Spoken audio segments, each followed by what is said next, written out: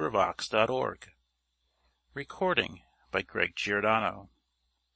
Tom Swift Among the Diamond Makers by Victor Appleton. Chapter 2. A Midnight Visit. While Mr. Track, the jeweler, and several citizens, attracted by the chase after the supposed thief, are crowded into the store, anxious to hear explanations of the strange affair, I will take the opportunity to tell you something of Tom Swift, the lad who is to figure in this story. Many of you have already made his acquaintance when he has been speeding about in his airship or fast electric runabout, and to others we will state that our hero first made his bow to the public in the book called Tom Swift and His Motorcycle, the initial volume of this series. In that story there was related how Tom made the acquaintance of an odd individual named Mr. Wakefield Damon, who was continually blessing himself, some part of his anatomy, or his possessions. Mr. Damon was riding a motorcycle, and it started to climb a tree, to his pain and fright. Afterward Tom purchased the machine and had many adventures on it, including a chase after a gang of men who had stolen a valuable patent model belonging to Mr. Swift. Mr. Swift and his son were both inventors. They lived together in a fine house in the suburbs of Shopton, New York, and with them dwelt Mrs. Baggert, the housekeeper, for Tom's mother was dead, and also Garrett Jackson, an expert engineer, who aided the young inventor and his father in perfecting many machines. There was also another semi-member of the household, to wit, Eradicate Sampson, an eccentric colored man who owned a mule called Boomerang. Eradicate did odd jobs around the place, and the mule assisted his owner, that is, when the mule felt like it. In the second volume of the series, entitled Tom Swift and His Motorboat, there was related the incidents following a pursuit after a gang of unprincipled men, who sought to get possession of some of Mr. Swift's patents. And it was while in this boat that Tom, his father, and a friend, Ned Newton, rescued from Lake Carlopa a Mr. John Sharp, who fell from his burning balloon. Mr. Sharp was a skilled aeronaut, and after his recovery he joined Tom in building a big airship called the Red Cloud. Tom's adventures in this craft are set down in detail in the third volume of the series, called Tom Swift and His Airship. Not only did he and Mr. Sharp and Mr. Damon make a great trip, but they captured some bank robbers, and incidentally cleared themselves from the imputation of having looted the vault of $75,000, which charge was fostered by a certain Mr. Foger and his son Andy, who was Tom's enemy.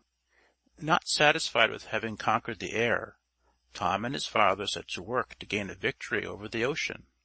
They built a boat that could navigate under water, and in the fourth book of the series, called Tom Swift and His Submarine Boat, you will find an account of how they went under the ocean to secure a sunken treasure, and the fight they had with their enemies who sought to get it away from them. They went through many perils, not the least of which was capture by a foreign warship. In the fifth book, entitled Tom Swift and His Electric Runabout, there was told the story of a wonderfully speedy electric automobile the young inventor constructed, and how he made a great race in it and saved from ruin a bank, in which his father and Mr. Damon were interested. Tom's ability as an inventor had, by this time, become well known. One day, as related in a volume called Tom Swift and His Wireless Message, he received a letter from Mr. Hosmer Fenwick of Philadelphia, asking his aid in perfecting an airship which the resident of the Quaker City had built, but which would not work.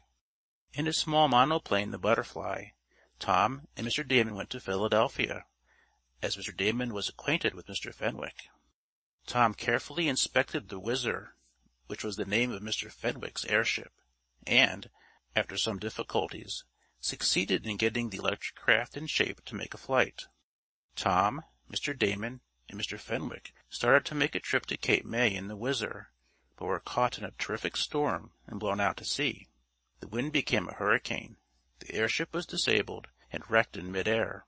When it fell to earth, it landed on one of the small West Indian islands, But what was the terror of the three castaways to find that the island was subject to earthquake shocks! But the earth tremors were not the only surprise in store for Tom and his two friends.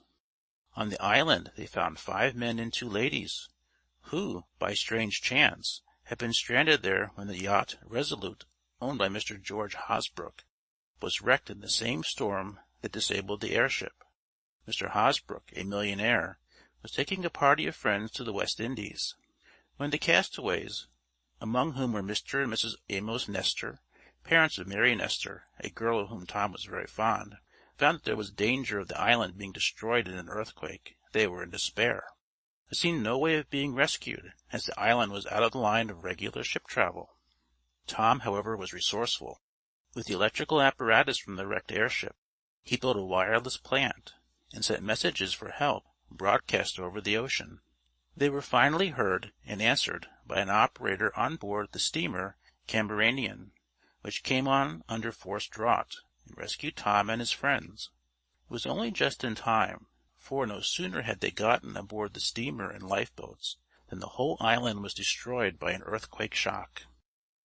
But Tom, the parents of Mary Nestor, Mr. Damon, Mr. Fenwick, and all the others, got safely home. Among the survivors from the yacht Resolute was a Mr. Barcoe Jenks, who now, most unexpectedly, had confronted Tom through the glass window of the jewelry store. Mr. Jenks was a peculiar man. Tom discovered this on Earthquake Island. Mr. Jenks carried with him some stones which he said were diamonds. He asserted that he made them, but Tom did not know whether or not to believe this. When it seemed that the castaways would not be saved, Mr. Jenks offered Tom a large sum in these same diamonds, for some plan whereby he might escape the earthquakes. Mr. Jenks said there was a certain secret in connection with the manufactured diamonds that he had to solve, that he had been defrauded of his rights, and that a certain phantom mountain figured in it. But Tom, at that time, paid little attention to Mr. Jenks' talk. The time was to come, however, when he would attach much importance to it. When this story opens, Tom was more interested in Mr. Barcoe Jenks than anyone else, and was wondering what he wanted to see him about.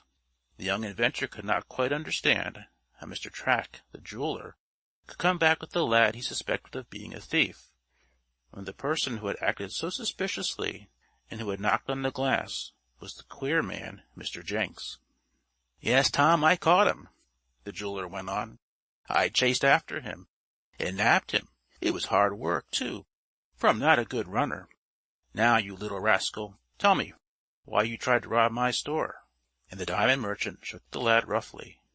I didn't try to rob your store," was the timid answer. "Well, perhaps you didn't, exactly, but your confederates did. Why did you rap on the glass, and why were you staring in so intently?" "I wasn't looking in." "Well, if it wasn't you, it was someone just like you. But why did you run when I raced down the street?" I don't know." And the lad began to snivel. I just ran, that's all, 'cause I see everybody else running, and I thought there was a fire." "Ha, that's a likely story. You ran because you are guilty. I'm going to hand you over to the police." Did he get anything, Mr. Track?" asked one of the men who had joined the jeweler in the chase. "No, I can't say that he did. He didn't get a chance. Tom Swift was in here at the time. But this fellow was only waiting for a chance to steal, or else to aid his confederates." "But if he didn't take anything, I don't see how you can have him arrested," went on the man. "On suspicion, that's how," asserted Mr. Track. "Will someone get me a constable?" "I wouldn't call a constable," said Tom quietly. "Why not?" "Because that isn't the person who looked in your window." "How do you know, Tom?" "Because that person came back while you were out. I saw him." "You saw him? Did he try to steal any of my diamonds, Tom?" "No, I guess he doesn't need any." "Why not?" There was wonder in the jeweler's tone. "Why, he claims he can make all he wants." "Make diamonds?" "So he says." "Why, he must be crazy." And Mr. Track laughed. "Perhaps he is," admitted Tom. "I'm only telling you what he says. He's the person who acted so suspiciously.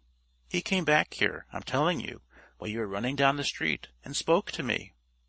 "Oh, then you know him." The jeweler's voice was suspicious. "I didn't at first," admitted Tom, "but when he said he was Mr. Barcoe Jenks, I remembered that I had met him when I was cast away on Earthquake Island." "And he says he can make diamonds?" asked Mr. Track. "What did he want of you?" And the jeweler looked at Tom quizzically. "He wanted me to have a talk with him," replied the lad. "And when he saw me in your store, he tried to attract my attention by knocking on the glass." "That's a queer way to do," declared Mr. Track. "What did he want?" "I don't know exactly," answered Tom, not caring to go into details just then. "But I'm sure, Mr. Track, that you've got the wrong person there. That lad never looked in the window, nor knocked on the glass." "That's right, I didn't," asserted the captive. The jeweler looked doubtful. "Why did you run?" he asked. "I told you I thought there was a fire." "That's right. I don't believe he's the fellow you want," put in another man. "I was standing on the corner near White's grocery store, and I noticed this lad. That was before I heard you yellin' and saw you comin', and then I joined in the chase. I guess the man you were after got away, Track." "He did," asserted Tom. "He came back here a little while ago, and he ran away just now, as he heard you coming." "Where'd he go?" asked the jeweler eagerly. "I don't know," answered Tom. "Only you've got the wrong lad there."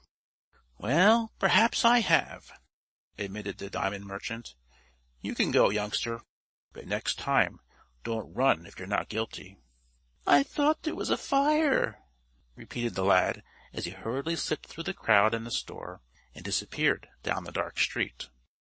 "Well, I guess the excitement's all over, and anyhow you weren't robbed, Track," said the stout man, as he left the store. The others soon followed, and Tom and the jeweler were once more alone in the shop. "Can you tell me something about this man, Tom?" asked Mr. Track eagerly. "So he really makes diamonds. Who is he?" "I'd rather not tell just now," replied the young inventor, "and I don't take much stock in him. Myself, I think he's visionary. He may think he has made diamonds, and he may have made some stones that look like them. I'm very skeptical." "If you could bring me some, Tom, I could soon tell whether they were real or not. Can you?" The lad shook his head. "I don't expect to see Mr. Jenks again," he said. "He talked rather wildly about waiting to meet me. But that man is odd. Crazy, perhaps, and I don't imagine I'll see him. He's harmless, but he's eccentric. Well, there was quite some excitement for a time." "I should say there was. I thought it was a plan to rob me." And the jeweler began putting away the diamond pins. In fact, the excitement so filled the minds of himself and Tom that neither of them thought any more of the object of the lad's visit, and the young inventor departed without purchasing the pin he had come after. It was not until he was out on the street walking toward his home that the matter came back to his mind. "I declare," he exclaimed, "I didn't get that pin for Mary after all. Well, never mind. I have a week until her birthday, and I can get it tomorrow." He walked rapidly toward home, for the weather looked threatening, and Tom had no umbrella. He was musing on the happenings of the evening when he reached his house. His father was out, as was Garrett Jackson, the engineer, and Mrs. Baggert, the housekeeper, was entertaining a lady in the sitting-room. So, as Tom was rather tired, he went directly to his own room, and a little later got into bed. It was shortly after midnight when he was awakened by hearing a rattling on the window of his room. The reason he was able to fix the time so accurately was because as soon as he awakened he pressed a little electric button, and it illuminated the face of a small clock on his bureau. The hands pointed to 5 minutes past 12. "Humph! That sounds like hail!" exclaimed Tom as he arose and looked out of the casement. "I wonder if any of the skylights of the airship shed are open. There might be some damage. Guess I'd better go out and take a look."